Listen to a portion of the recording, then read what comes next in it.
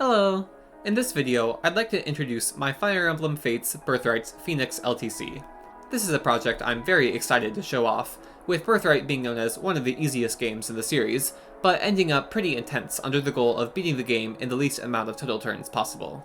Yes, even on normal mode, and even on the Fates exclusive Phoenix mode, in which units are revived mid-map.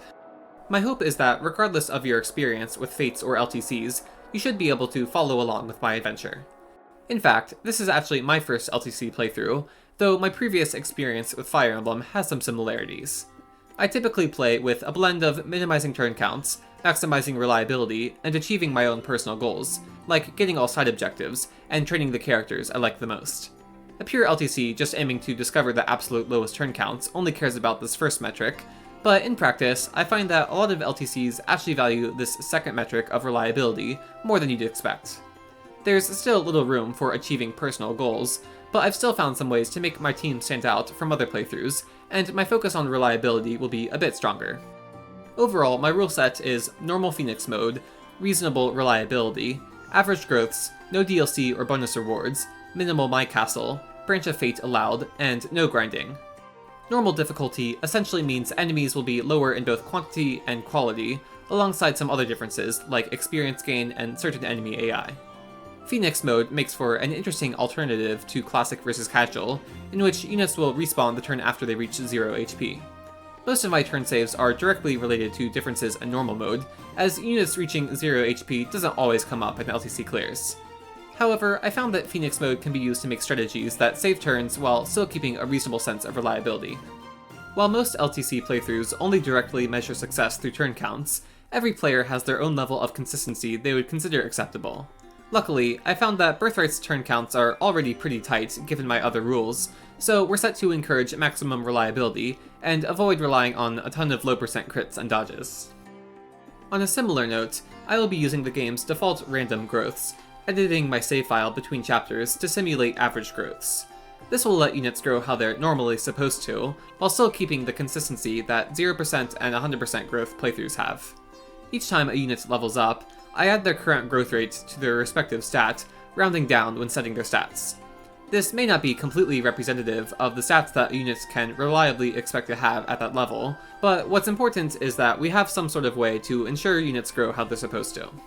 This adds consistency in knowing exactly what stats a unit will have ahead of time, while also restricting any strategies that would involve a unit being way over average.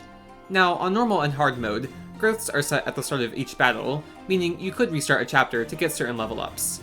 This technically puts growths in the reliability section, so if being just a bit above average before starting a chapter, or getting a certain level up during a chapter, would significantly boost the consistency of that clear, then my rule set would allow for it. However, I am highly encouraging clears that are both consistent and use this average growth ruling.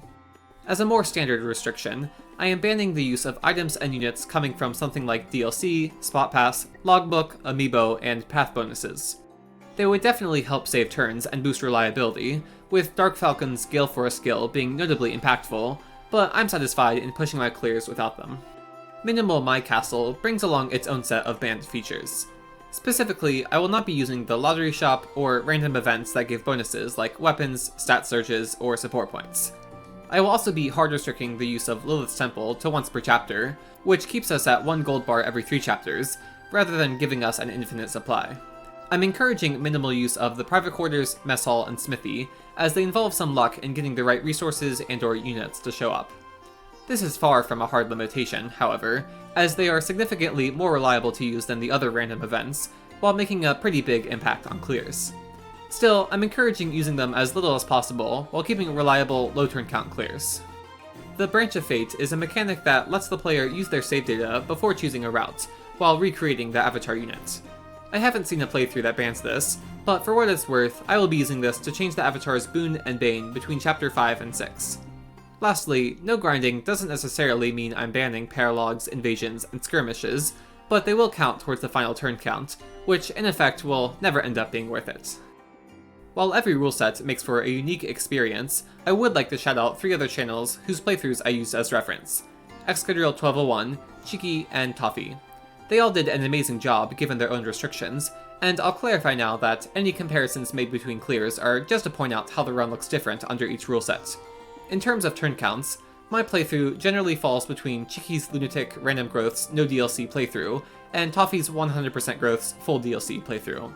In terms of reliability though, my rule set generally allows for just above Excreal 1201's 0% Growth no DLC playthrough. Regardless, they all helped a lot in motivating me and guiding my approach to clears.